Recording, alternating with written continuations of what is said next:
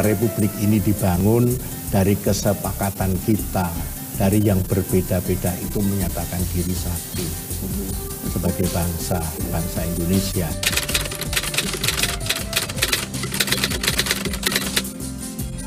Gempa bumi, gunung meletus, banjir, tsunami, itu kan bukan dihindari, tapi diantisipasi.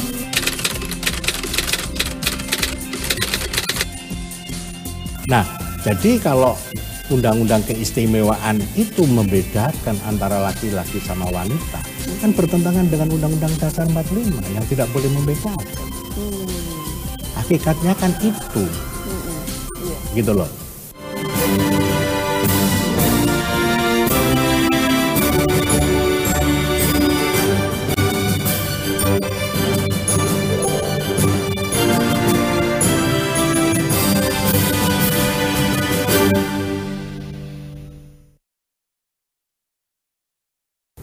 Yogyakarta menjadi istimewa bukan karena sekedar letak geografis, adat istiadat, dan cipta rasa kulinernya saja.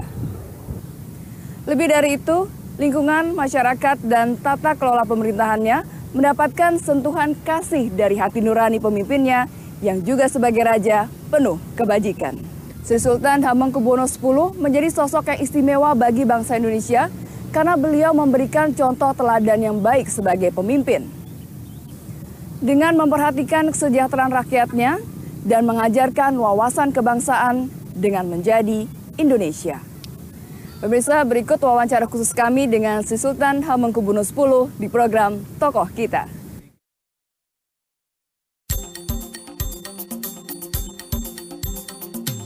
Sri Sultan Hamengkubuwono X adalah Raja Kesultanan Yogyakarta sejak tahun 1989 menggantikan ayahnya, Sri Sultan Hamengkubuwono IX yang meninggal pada Oktober 1988 dan juga menjabat sebagai Gubernur Daerah Istimewa Yogyakarta sejak 1998.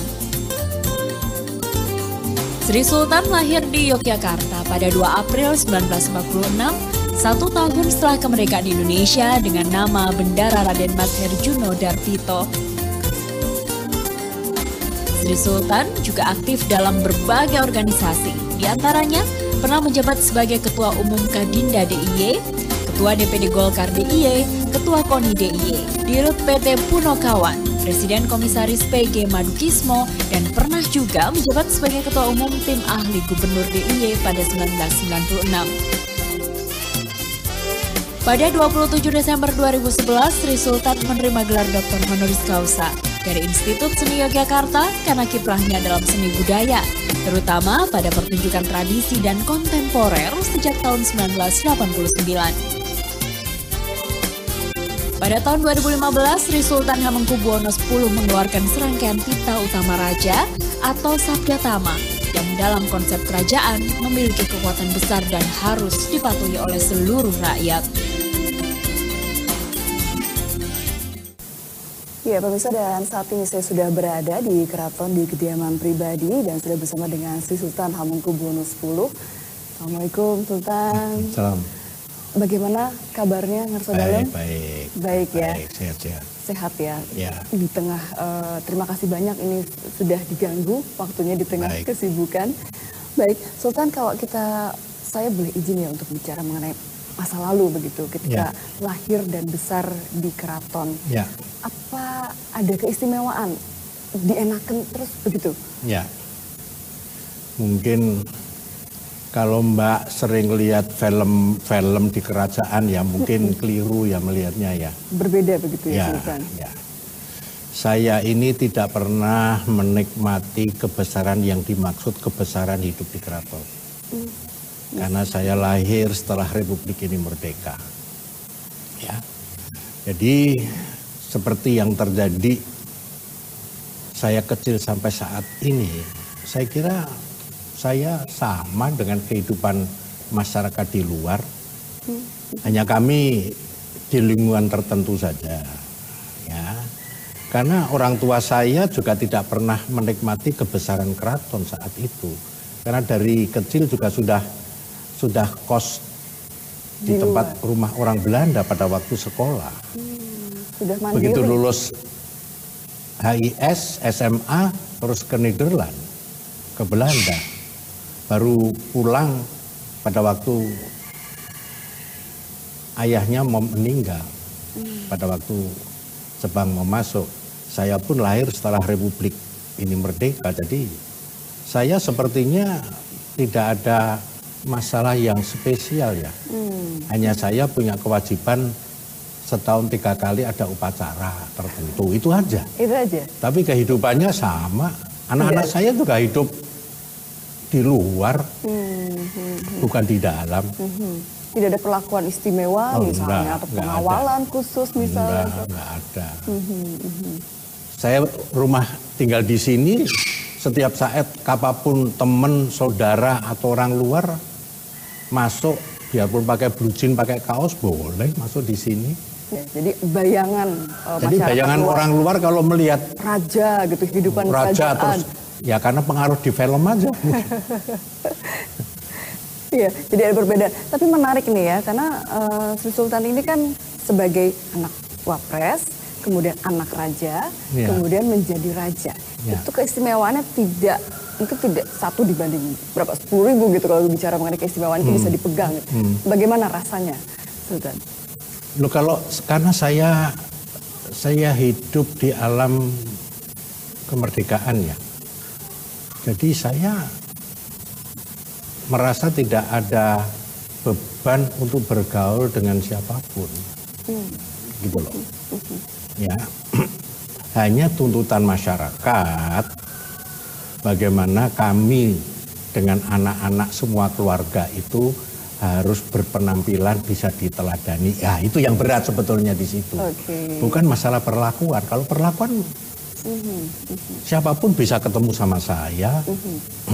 Jadi ada harapan, ekspektasi dari masyarakat yang kemudian menjadikan beban begitu. Iya.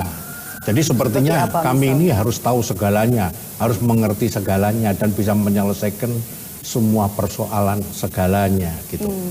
Itu tuntutan, itu yang sebetulnya, dan itu harapan masyarakatnya gitu. Jadi kalau saya tidak mengabdi untuk masyarakat, nah itu malah jadi salah. Tapi kalau untuk mengabdi, ya memang hidupnya memang harus itu. Sudah, iya. Untuk mengabdi, untuk melayani masyarakat. Iya, untuk melayani masyarakat. Kalau enggak itu malah jadi aneh gitu. Tapi kalau mengabdi, ya memang kewajibannya dari awal itu. Sehingga saya pun sadar bahwa saya dilahirkan untuk mengabdi aja sampai mati. Baik, baik. Sultan, kalau kita bicara mengenai hampir semua kerajaan di Indonesia ini kan juga tidak memiliki kekuasaan di pemerintahan, tapi hanya dilibatkan sebagai ya misalnya pelestarian adat dan budaya begitu ya Sultan. Tapi di Yogyakarta ini kan istimewa begitu ya. Bisa dijelaskan keistimewaannya nih?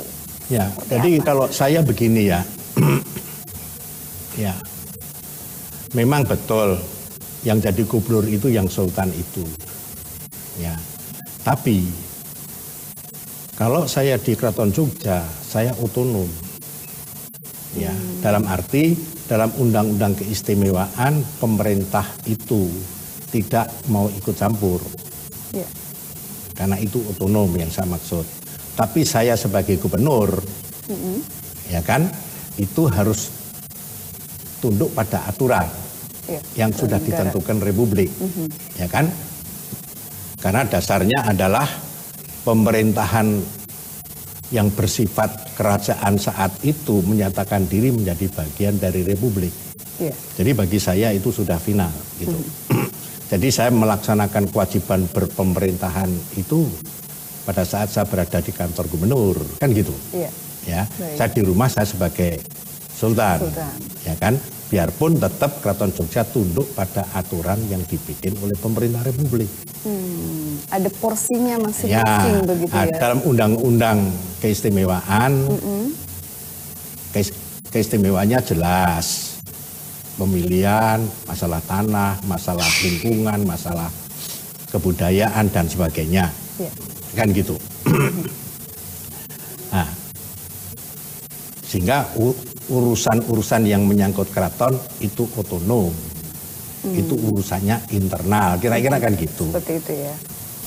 Baik, baik Pak Sultan, mungkin kita juga akan bicara lagi mengenai bicara mengenai prestasi Yogyakarta begitu ya di Indonesia, termasuk juga masalah peningkatan UMKM, pariwisata dan segala macam. Tapi kita harus break dulu. Silahkan. Kita akan kembali usai jeda pariwara, tetaplah bersama kami.